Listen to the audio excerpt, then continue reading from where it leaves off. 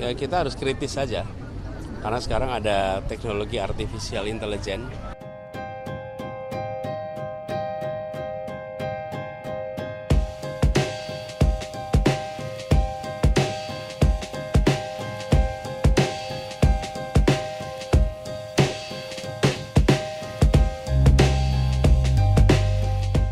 Ya, kita harus kritis saja, karena sekarang ada teknologi artificial intelligence yang bisa membuat bahkan gambar audiovisual nampak seperti asli.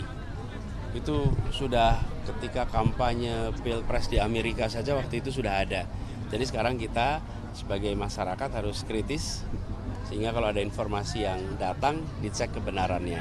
Bagi semua yang terlibat, ya gunakanlah kampanye yang baik, yang sesuai dengan prinsip, jangan menggunakan pembohongan-pembohongan untuk berkampanye. Gitu ya.